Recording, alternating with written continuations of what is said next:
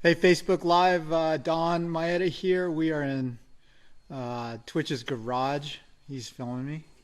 But yeah, I brought him a Starbucks in exchange for a little question answer. So if you have some questions or comments for Twitch, definitely comment on the post and pitch in. So Jeremy, we are Dude, that's a really high-tech setup. dude, right? For Hey, Facebook Live, dude. I might have to get some of that. hey, I got this on Amazon and it came from China. Of course it did. You get a candy can with it? Yeah. So, man, it's raining and you got a busted up ankle. It must be driving you nuts. Dude, it's raining and I'm hurt. Like, I can't we haven't had this much rain in years, and I'm, like, pretty bummed, actually. Like, I just wait. Like, I try to stay off Instagram and stuff like that so I don't see everyone out riding because I just get disappointed. Definitely. This is like all-time winter. I mean, for recent memory because it's been raining nonstop and the hills are all green. It is. It's gnarly, but I only got about, I don't know, 3 more weeks. 3 more weeks, and I should probably be back on my bike, and it's still going to be nice out, so I'm not really sweating it too bad. And I don't know. I look at it when I get hurt as like a paid vacation. You always need a break every once in a while. Yeah, but you need to have the breaks during the summer when it's hot and burn out. Well, that's usually when I get broke off. It's like contest season now. It's like I haven't been broke off in like 4 years, so for me to just have a broken leg and not have to get surgery, I ain't really tripping on it. So how did you get hurt? Did you jump off? Man, yeah, you were doing a backflip or something, huh? nah, I was just doing. There was this jump out of Akatia. We literally were there for like an hour, maybe. So we hit this little warm-up jump, cruising is good. And then we go over and I look, Tom Parsons, I'm following Tom. He's like, dude, let's go. Like everything we looked at was going south into the sun. So he's like, look, I got this step up. I know this step up. That's always good. And literally, if I would have just listened to him, I probably would have been good. But every time I turn, I'm like, oh shit, I could jump this. I turn, oh, I could jump this. And I just was like a little kid in a candy store, you know what I mean? And I've seen this big ass cliff face. It's probably like 35 feet tall. And I shoveled out this lip, like a big old like 180 cliff, like where I imagined in my head you'd be like 25, 30 feet above like the horizon. And it would have been sick. And I kept trying to get to the top and I couldn't shovel the last 3 feet. So I'm like, oh, screw it. I'll just ride it in slow, you know? So I aired it. I went like 10 feet. But the angle that I made it, it kicked my ass in back the opposite direction I needed. And I hesitated. I thought about jumping off, but I don't ever jump off my bike. I'm like, I got a foot of suspension. I'm going to ride this thing out. And I thought about it, and I pulled my leg off, and then I hesitated, and I'm like, ride it out.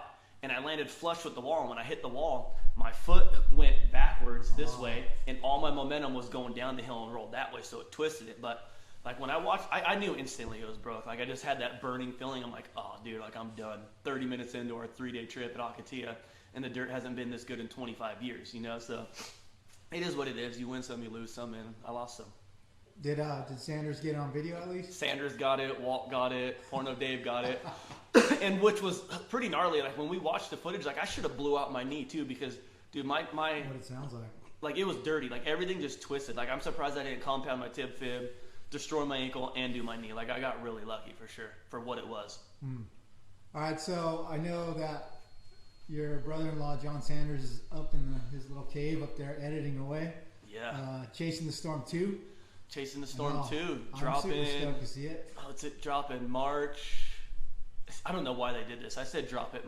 I said drop it on 420, and they wanted to drop it on 418. So the movie's coming out on iTunes 418. 418. Maybe iTunes isn't 420 friendly. Yeah, maybe they're not, but I am. So, tell me about the movie. Was it an adventure putting it together? I mean, Movie's good, man. We got a lot of good footage. Like the only thing that sucked is we didn't get a lot of our good footage until like this last month when we started getting rain. Like it was just so hard and so hot, and last winter sucked so bad. We only got a couple shots, but we got a pretty stacked lineup, man. We got Roxon, we got Tickle, we got Hart, myself, Axel, Bierman, Hansen, all the no-namer dudes. Like it's pretty bitching to see. Like I can't wait. We got a lot of good stuff too. Like there's a lot of funny lifestyle shit. That's kind of like what I wanted to do more with this movie. Is like let's show more personality from like all my buddies, because that's why I like my friends so much, is because their personalities, not because they kill it on a dirt bike. You know what I mean? I'm like, these dudes I like to hang out with because they're funny as hell. Like I wanted to show that in this movie. Yeah, that's the thing. I think the TransWorld theme has always been kind of behind the scenes in there, and that's what people want to see. And like when I was in the hills with you guys, just the conversations between you dudes while you're shoveling is so hilarious. And Baron getting hit in the head with the shovel. Dude, we literally just talk crap the whole day. That's like the funnest thing about free riding is just you're out there hanging out with your buddies, you roll up on something, you're like, all right, let's shovel this. You know what I mean? And that's like where like the fun begins, is just talking shit and making a jump and then hitting it by the end of the day. It's cool. Yeah. Hey, I just saw you take a sip of your coffee. Pick that thing up.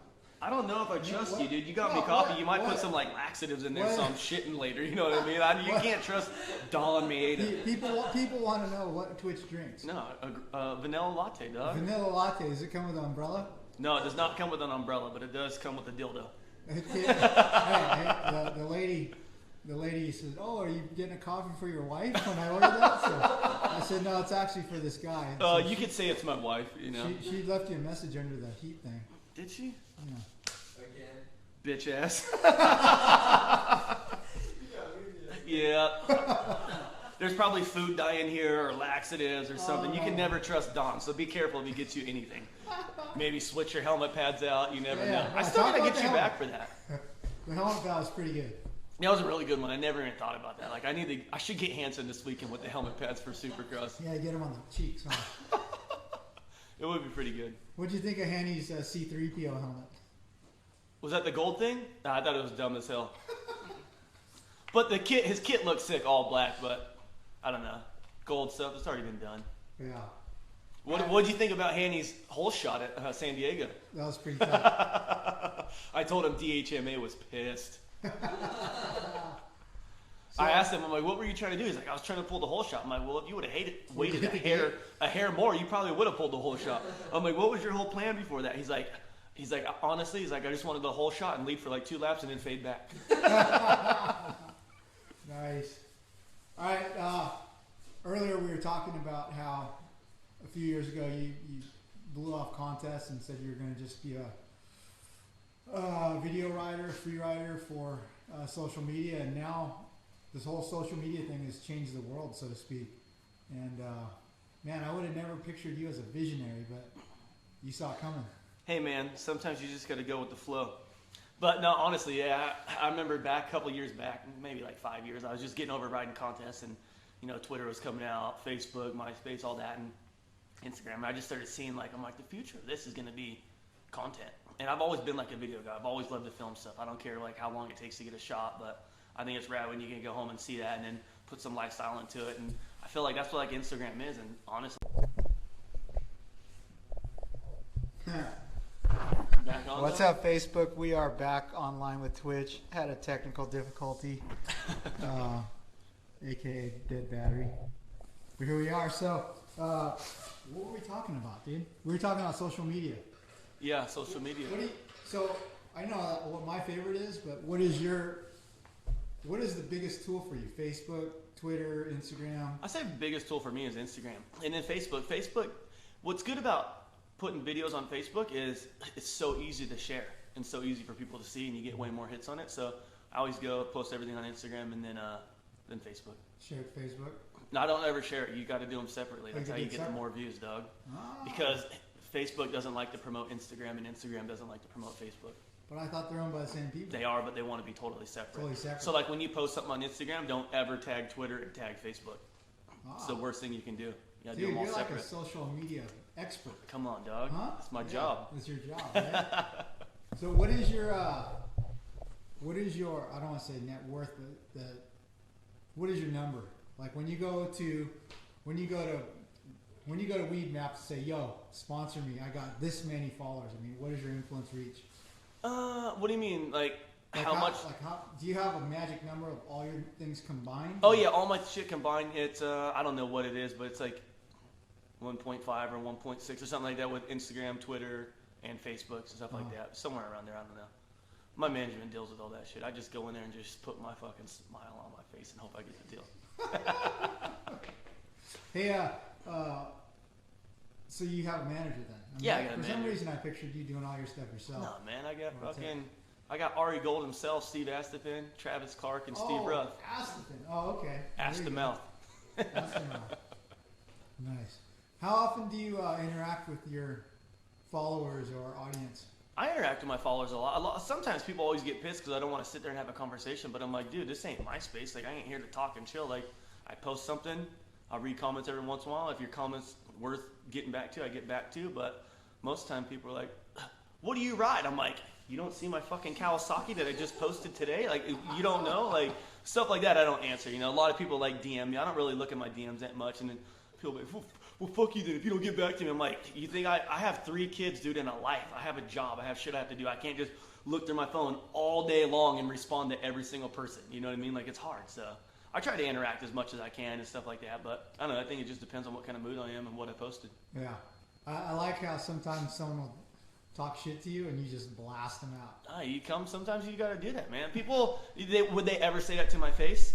Yeah. No. But when they're on Instagram or something like that, they'll run their mouth as much as they can. And I think it's funny, so I'll just call them out on it right away. Yeah.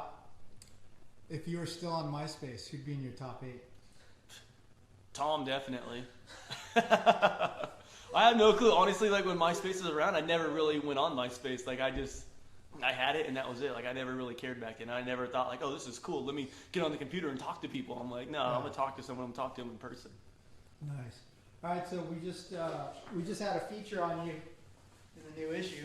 With my scruffy ass beard that I've never had in 35 years. Yeah, it was looking good that day. You were proud of it though. But I was really proud of it. I'm like a man now and I can barely grow a beard. So for a guy with a huge emphasis on digital and social and stuff, it was honestly pretty cool for me to see how stoked you are to get something in the mag, you know? Oh, I love magazines, dude. I get pumped when I get magazine shots. Like that's what you grow up as a kid and like, man, I'm gonna try and show off so much where I can get a good shot in a magazine. Look at that beard. That thing's scruffy as hell, dude. Super scruff. Well, when I shot that photo, I was all, dude, he has a tattoo in his ear.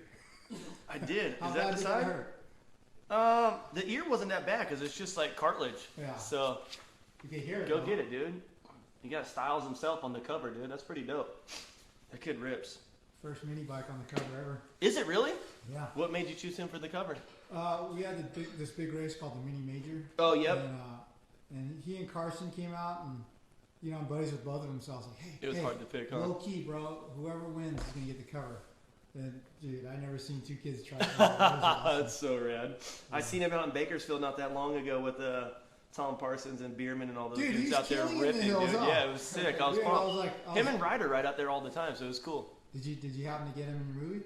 No, I wasn't out there. I literally, I got hurt and then they went there right afterwards, like after we got hurt. So I was like, damn, because that's where we were going to go next to go film was right from Ocotillo. We were going to go to Bakersfield. I had a week where I told my wife, I'm like, all right, movie has to be done next week. I'm going to be gone from Sunday and I'll be back Friday night. It was like New Year's Eve or something. She's like, okay, cool, no problem.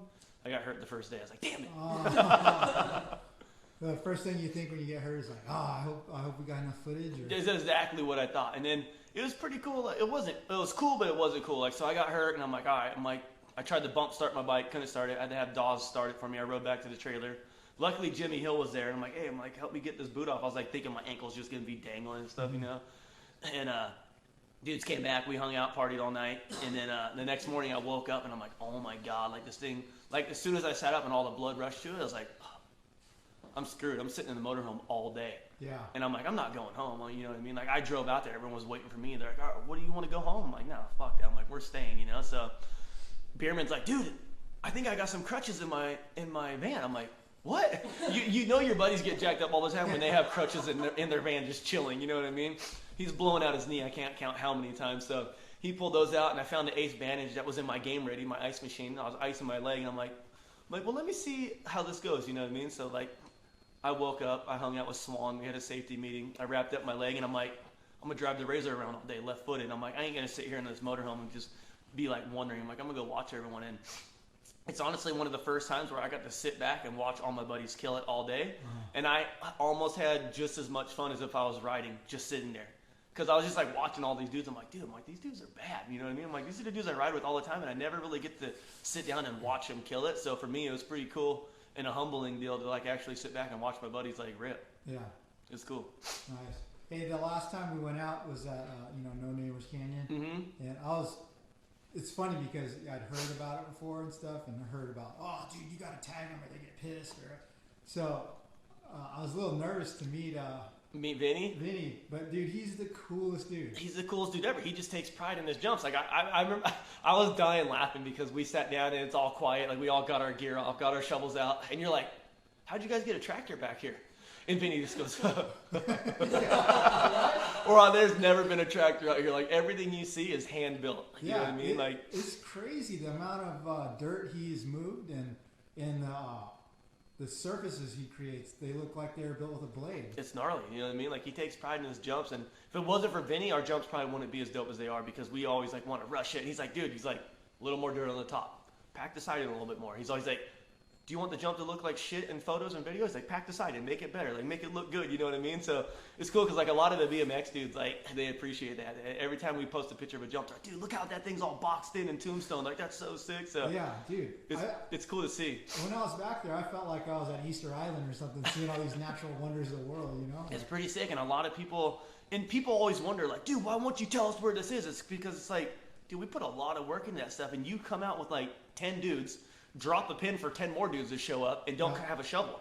Totally. Like we're out there busting our ass, and if you saw what happens, like when we're done sessioning a jump, we shovel it and make it completely perfect, like we never even rode it again, and then we take off to another jump. So when we come back to it, or when the next dude comes up on it, he has something fresh to hit. But it's like we don't mind doing that as long as you make it as good as you've seen it when you pulled up on it. Don't leave big old rut. Like Partridge used to be the worst, dude. Kyle would come out there and just blow everything out and then just leave. We're like, what the fuck, dude? Like, we just shoveled that thing for 2 days straight, and then you just blow it out and leave. No shovels, no nothing. So that's the only time we really get pissed off is when people do that. Or when they show up and drop pins, you know what I mean? We're like, dude, don't tell everyone where our spot is, you know? Yeah. And people get mad at me. Oh, where's that jump? I put Glamis. They're like, dick. I'm like, what are you? I'm like, if you can find the jump and you have a shovel, ride it all you want. But I ain't telling you where it is. That's just, it ain't like that. Yeah. I have 10 other dudes that will want to kick my ass if I tell you where this jump is. You know what I mean? Like, it just doesn't work like that. Totally. Hey, so Vinny's pretty gnarly. When I was talking to him, he's like, yeah, I was going to be a fireman, and Vinny had a vision. I want to learn how to ride a dirt bike. And so he's never ridden a track. He's just learned in the hills. Never. And so for a hill guy, he's pretty solid. Dude, and he goes for it. Like, his vision for jumps are cool. He's like, dude, we should jump from this hill to that hill. I'm like, damn, that's a lot of shovel. I'm thinking in my head. I don't say that. I'm like, all right, let's shovel it. You know what I mean? Because every time I don't go riding in the hills for a while, and I come back and I look at a jump, I'm like, damn, that thing's dope. He's like, yeah, it only took me like 32 days to shovel. I'm like, holy shit, 32 days to shovel? Or like 6 days or 2 days. Like, I'm bummed when we shovel a jump for 7 hours, you know what I mean? I'm not bummed, but I'm like, damn, I'm getting old, man. My back hurts, you know what I mean? Like, I can only take so much dirt to the top of this lip. So last time we were shoveling, we had a pretty good jump going, and a whole bunch of dudes showed up, and they had shovels. We're like, oh, shit, right, can we hang out? We're like, hell yeah, you got shovels, you can do whatever you want. We're like, hey, grab that wheelbarrow. And we had them getting dirt from this other canyon and wheeling it to the top. Like, we just shoveled it up there. We're like, this is nice actually having dudes that want to help us, you know? You ever thought about going to Home Depot and getting a crew? Dude, Lawrence, Jason Lawrence, and Kyle Kraus used to do that all the time for their mini bike jumps. They would go to the local Home Depot, get a whole bunch of Mexican dudes, pay them, give them lunch right here. Just shovel this pile up like this tall, and then we'll shape it. And then they would take them back when they were done. It was like perfect. Nice. So literally, I was talking to Josh Hill the other day, and they got some ideas for a contest we want to do, and that's what we've been thinking about doing. Like, yo, let's go get the local dudes, take them out to Ocotillo with us. We'll shovel for like 2 days, give them a camper to camp in, and we'll be dialed, dude. Yeah. I hired some of those guys once to plant some plants on my slope, and I literally was like, I bought him a pizza, and I walked around the corner of my slope. Homie's taking a shit on my slope, like where my neighbors can see it. No. Like, no, dude. I'd rather him shit on the slope than ask to come in my house. That's true. That's true. Oh, man. Well, we got some questions about your bike behind you. Let's hear it. So let's hear it. So, Cowie gives you bikes, right? Yeah, Cowie gives me bikes, parts, whatever I need. Because of your worth and your talent and your all because of my reach? social? No. I've known Williamson over there forever, Kurt Ruud. You know, I've known all those dudes over there for a long time, and they've always hooked me up. Even like when I went and rode Suzuki's for a year and came back, they always like hooked me up. And probably has something to do with my monster deal too, but it's cool. Like I like Cowie's, man. They're good bikes, and I get what I need. So are you like, do you have like an official Team Green contract, or is it just? No, I have no contract. I just sign a paper saying I got these 2 bikes for the year, and then hit up Williamson. He sends me whatever parts I need, so my bikes are always fresh. And I mean, I've always been picky about my bike. Like I like my bikes like tip top every time, so it's cool because I don't go through too many parts, but go through a lot.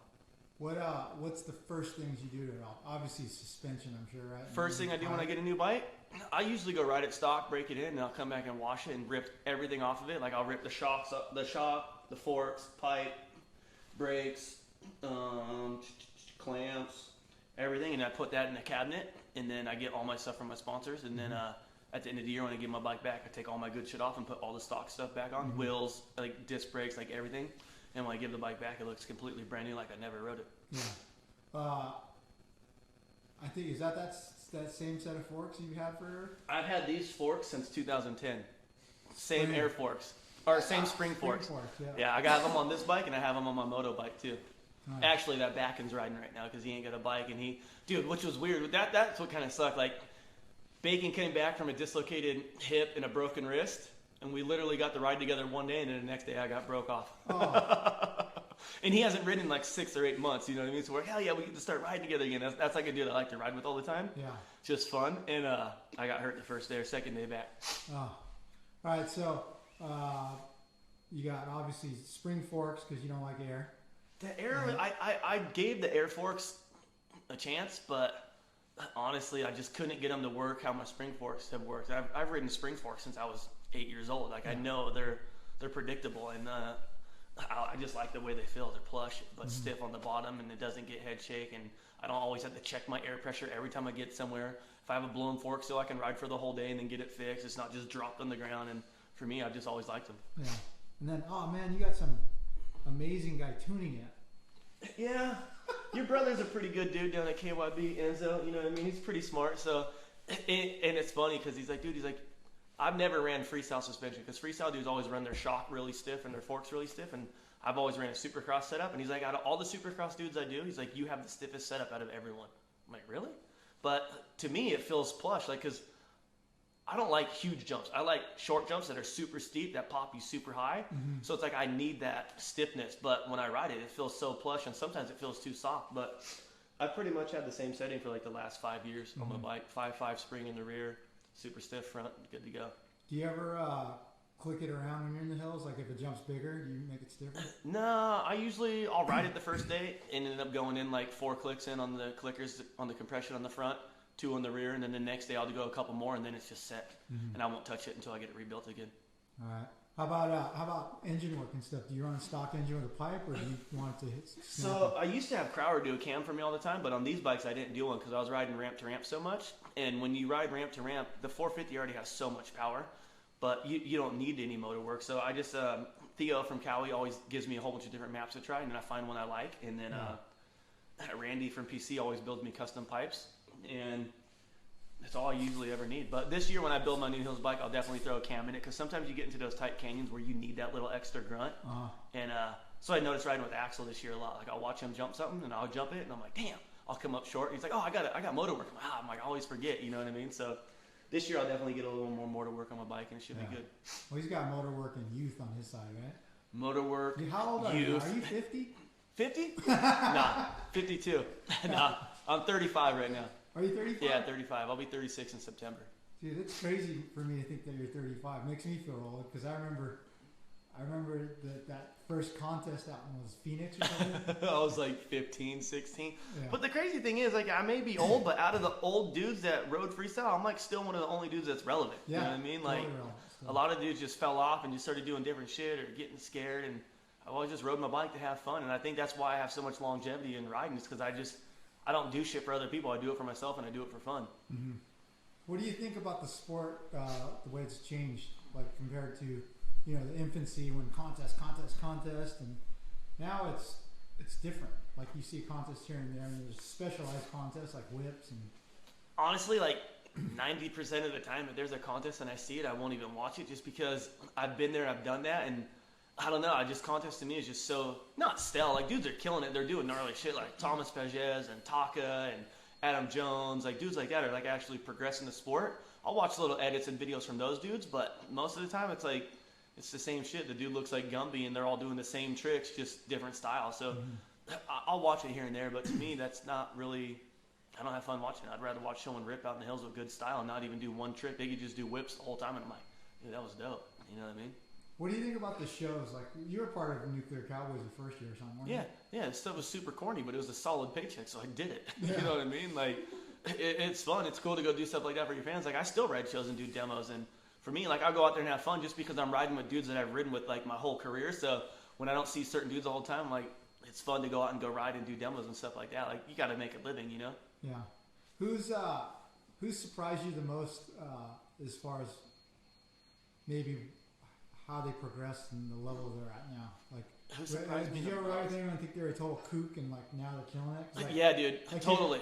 Hey, remember one time we rode in the hills near the mountain bike trails, and Taka was with us, and dude, he like couldn't ride. Like, Taka and Bilko couldn't ride, but they kill it on a ramp. You know what I mean? Like, a lot of people think like, oh, those dudes ride Supercross, they can do that. You know how many Supercross dudes I've taken out in the hills and they just sat there and watching it jump one thing? I'm like, why aren't you jumping this thing? Like, this is easy. I'm like, you're like greasing gnarly rhythm sections, and I'm like, you won't jump stuff like that. But I would say who surprised me the most, that used to be like a total squid back in the day, was Javier Villegas. The kid rips now, dude. He has every trick in the book, and he kind of reminds me of Taka. He'll just go out and ride for an hour and literally do every trick 25 times perfect without one mistake. And I'm like, damn, like, that shows what like heart and dedication will do. You know what I mean? Because back in the day, him and his brother would show up to events and not even qualify. Like, they would crash before qualifying would start and get in their minivan and leave. I'm like, now I see him, I'm like, dude, this dude's winning contests like he's doing. So definitely, he definitely surprised me. But I'd say who surprised me the most is probably Taka. When I first met Taka, dude, the dude knew no English and like was kind of squirrely, but had good style and did gnarly shit. Where I'm like, this kid has potential, and like, it was pretty cool to like actually bring him over from Japan, let him live with me for 4 years, and just see the way he made a career. Because I looked at that kid growing up, or back in the day when I was growing up, and I'm like, this kid has what it takes to like be one of the best. And to see him go win X Games gold, go win everything possible, I like sat back and I'm like, that's dope that I seen this dude and just like kind of just realized like this dude has it. And to see him go out and like take every tool that we gave him in every avenue and open up every door for him and take full advantage of it, because he's still riding his ass off now and still progressing and still going for gnarly stuff. So that definitely, I was pumped to see that. you know what it is about him? Japanese work ethic. For sure. Literally, he'll go to Feist's house every day, ride by himself, and do like 25 body burials, 15 holy grab flips. And I'm like, what the hell are you doing? Oh, I need practice. I'm like, you don't need practice. You do everything perfect. He was hurt and didn't ride for a month. He's like, oh, I don't know if I can do it. I don't know. I'm like, Taka, shut the hell up. You know you can do it. You know what I mean? And it's just cool to see where he came from and where he is now. Yeah. You think he has any tattoo remorse? I don't know. Maybe. His t-shirt? Yeah, his t-shirt, his controversy tee. He's like, I do this to thank you. I'm like, you don't got to do that to thank me. You know what I mean? He just went and did it big. I was like, damn. Nice. Taka went for it. So about the riding the hills and bringing Supercross guys out. Who blew you away as being really skilled, and who was kind of like, damn, dude. Who blew me away at being really skilled in the hills? Definitely Plessinger. Plessinger kills it out there. Really? Josh Well, Hill. that's 'cause he's an off-road guy to start with. Yeah, so like when it was... Did he wear a fanny pack when he came out? No, he didn't wear a fanny pack. He has some bar busters on there, though. I think he had some tree bar busters on there. Who else kills it out in the hills racer? Champion kills it. Hansen kills it. Josh Hill kills it. Axel. No, Axel not Supercross, dude. Who didn't kill it? Where Boy, Roxon kills it out there. Dude, Roxon rips out in the hills. And that was funny, too. A lot of people were, like, talking shit to me. Roxon would never hang out with you. Roxon don't ride in the hills. I was just dying laughing. I'm like, you must not know Roxon, because he's, like, one of the coolest fucking dudes out there. Like, the kid's rad. And everyone's like, oh, I can't believe his team let him go. And, like, I remember Hart was making comments like, dude, like, chill out. Like, we're out having fun. Like, Hart brought him and took a lot to go ride with us. Yeah, you know? They're like, oh, if your team knew what you were doing, they would fire you right now. You need to be focused. And it's like, people, they're human beings. They need to go have fun, too. Like, riding Supercross and training day in and day out gets fucking old to every single racer I know. Like, you got to keep it fresh and have fun. So, to me, like, it's cool to see those dudes come out and ride and have fun and actually, like, laugh and put in some shovel work. Because when you're on the track, it's work. You ain't there to have fun. You're there to work. You know what I mean? So, anytime it rains, I always just sit back and look at my phone. I'm like, oh, Webb's calling. Oh, Plessinger's calling. Oh, Tickle. Like, everyone, like, all my buddies are calling to go ride. And I think it's cool to see that stuff. All right, so who didn't go big in the hills? Who didn't go big in the hills? Definitely Villapoto. He won't jump nothing in the hills. Really? Yeah. He told me the most fun he's ever had riding was one day when we came out here and we all got chased by the cops, and we just went and rode this outdoor track right over here by my house. That was super sick. And every time we stopped, he just had a smile on his face. I'm like, you having fun? He's like, honestly, this is like one of the only times I've ever had fun riding my bike. He's like, because when I ride my bike for a job. I put my leg over my bike, I'm testing, I'm racing. He's like, that's all I have in mind. He's like, today was like actually fun. Like, we got chased by the cops. He's like, we were hauling ass everywhere, crossing streets. He's like, this was cool, you know? That was a couple years ago, right? Yeah, a couple years back. Didn't Sanders or something have some photo of him ripping a corner and it looked like he was falling off? Yeah, he dude, it like rained a lot, and we had this gnarly outdoor track over here that I always go to every couple years, and he was like doing a knack-knack to the corner because it caught a rut and just kicked it over, and we were dying laughing. But cool. It was cool to see him come out and ride with us and actually have fun. Yeah. I remember one time we went out and we got chased by the cops, and Shorty was with us, Andrew Short. Yep. Where was that at? That was the top side of Beaumont. We parked on the top. Oh, yeah. That was years ago. Yeah, we had to cross a road, I remember. Yep. And I had a backpack on with all my cameras, and I was sitting on a shovel.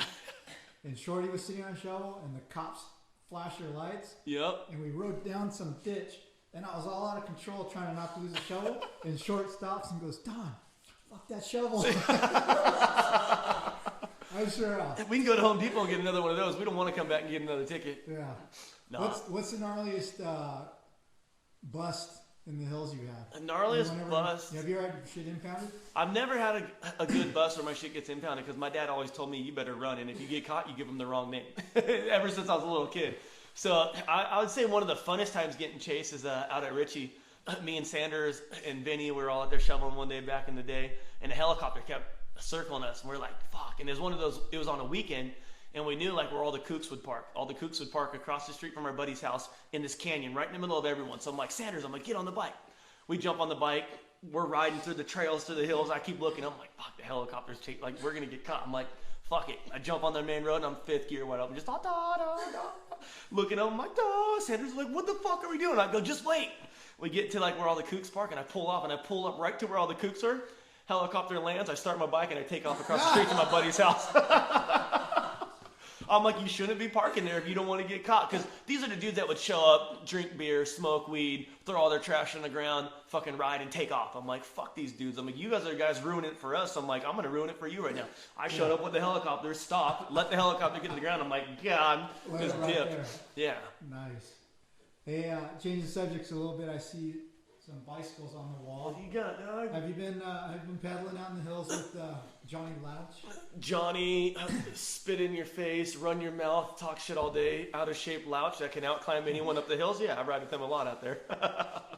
Right. When I'm not hurt, like I go in through phases. Like I'll road bike, I'll do like a couple 100 miles a week to probably. I think the most miles I've done in a week is probably like 250. Mm-hmm. But I don't know. I always drop my daughter off at school, come home, jump on my road bike if it's summertime. If it's wintertime, I come home, jump on my mountain bike if I don't have much to do. But for me, I feel like that's like I'm old, so I got to try and stay in shape. Doing something in mountain biking is super fun. I love it and I enjoy it, and that's probably what I do the most. Yeah. How much training does does your career require? I mean, I remember.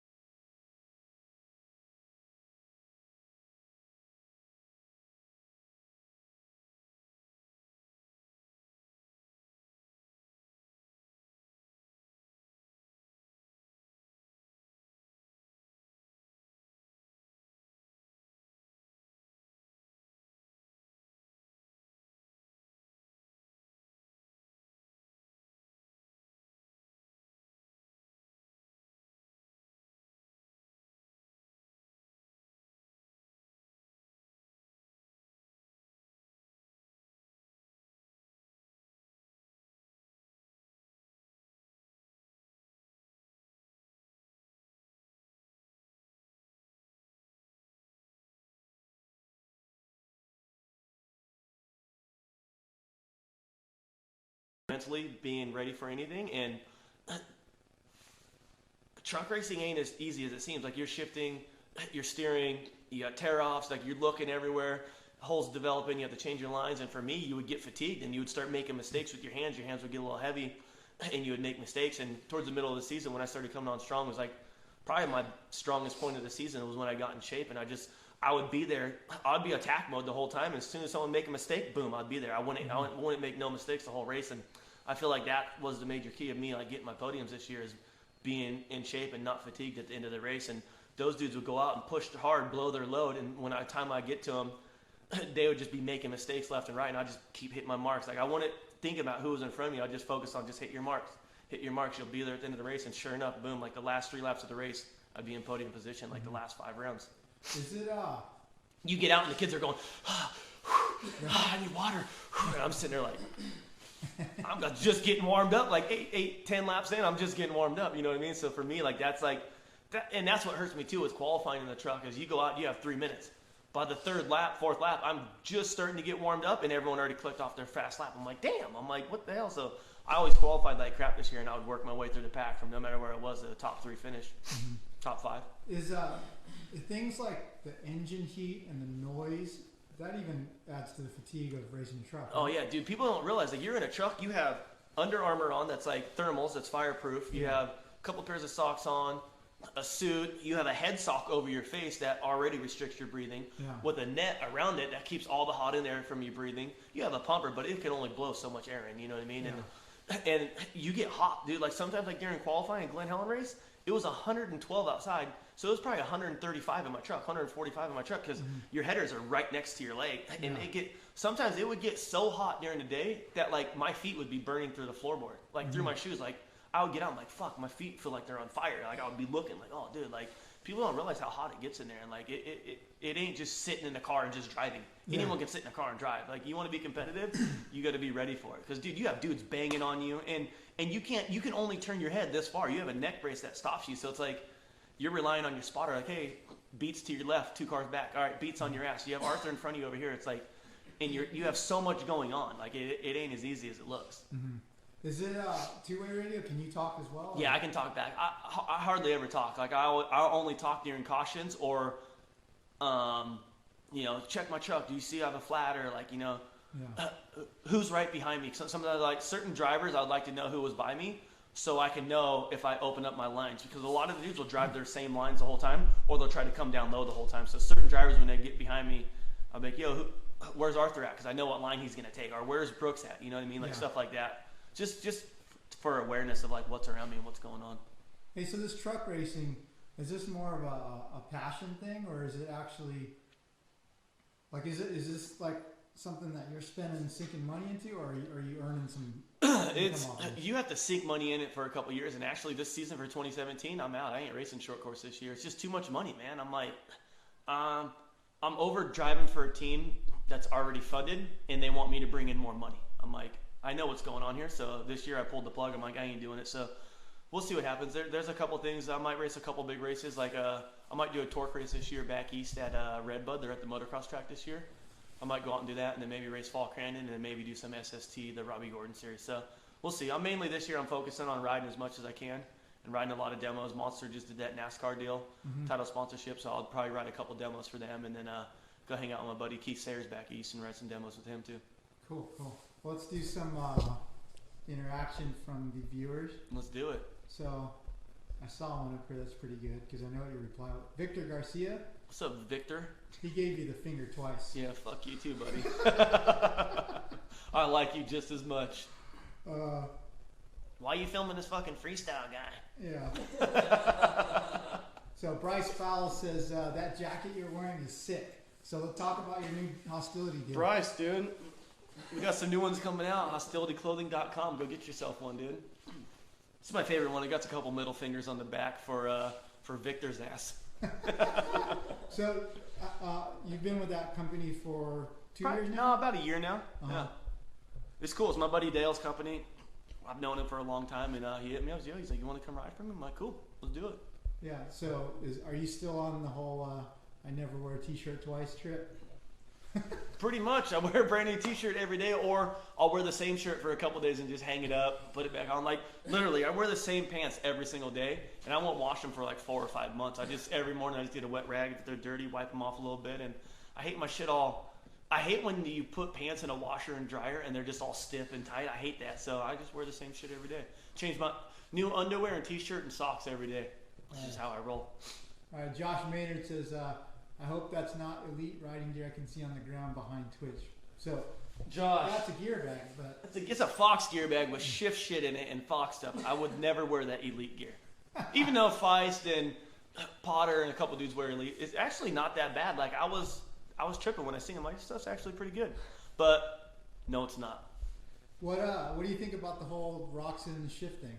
I love the Roxon shift thing, but I'm fucking pissed they won't let me wear that gear for a year. Really? Roxon's the only dude that gets to wear that gear this year. You could always buy it and wear it. I was thinking about buying it and having ZLT print my logos on it, man. Ha ha, fuck you. I still might do it. We'll see. Yeah. But that new gear is pretty dope. It is. Yeah.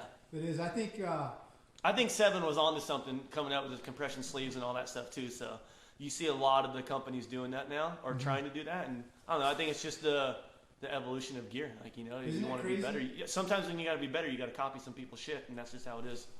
Isn't it crazy to think, like, look back at some pictures of yourself and like how baggy riding gear used to be? Dude, I used to baggier the better, dog. Yeah. Now I like my shit tight as hell. Like, I'll wear pants a size too small just because I can't stand when the legs baggy. Because I've had pants catch doing heel clear flips or stuff like that. So I like my shit tight. You know what I mean? So you get 36s instead of 38s? No, dog. I run 32s and a large. I ain't that out of shape, dude. Oh. So Johnny Christopher Lopez says... Johnny Christopher Lopez, you got like fucking 4 first names, yeah. dog. you still ride BMX? I haven't been riding BMX that much, but Potter's actually been hitting me up. Potter literally lives right behind me. Like, I could throw a rock to his house. And he has a pretty fun-ass pump track that he keeps telling me, like, get your bike ready. I'm like, all right, so I'm going to get a new bike this year. If anyone wants to give me a bicycle, I got you. I'll give you a plug, dog. Danny Stacy says, what's your favorite shift and Fox gear kit? Danny Stacy, my favorite gear kit right now is probably my black jersey, black pants with like the blue boots and blue helmet. That's probably like my favorite kit by far right now. And then my next favorite kit would be it's like that blue gray stuff. It's blue gray with some neon yellow. Red. No, blue gray with like neon yellow. It's like a navy, the gray and then the neon yellow. That shit's dope. Yeah. Ricky Notos Scarcella says, I remember when Twitch used to ride 80s in the hills of Santee with Mika and Trevor in them. Yep, that was So the good old long days, ago. dude. That's Yeah. like where I learned. Red Sands. That was right behind my backyard. I got chased out there a couple times. I remember being out there with my dad in the hell. The cop showed up on a bike and grabbed his front brake and fell over. My dad's like, go, go, go! Started my bike and we just took off. We're like, this dickhead ain't catching us for sure. As soon as my dad seen that, he's like, you're outrunning this dude on the 80, and we just rode home. Nice. So what is your, speaking of your dad, what does your old man think of the life you've made for yourself? He's My got a old car. man's pumped, dude. Like, I grew up racing. My parents didn't have a lot of money, so I was like the Brono local. That's like the only track I raced. And a lot of dudes I raced ended up going on to race Supercross, and like I would be dicing with those dudes. And I don't know, we just never had the money to travel. So when freestyle came around, Milo Myers and Brian Manley hit me up from SMP. They're like, yo, like, we want to pay you to jump.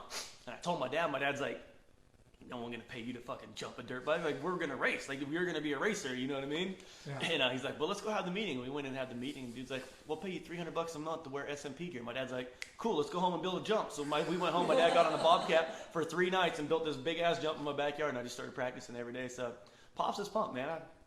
I've actually made a good career out of riding my bike and having fun my whole life. So can't really complain. And I definitely owe that to my parents. You know what I mean? If it wasn't for my mom working her ass off to get me a bike, and my dad actually took off a couple years of work just to take me riding every day, just because he's like, I want to enjoy this while I can. So definitely owe it all to my parents for sure. Nice. Hey, when is, aside from like speed and style event stuff, when's the last time you raced a motocross race? When's the last time I raced a motocross race?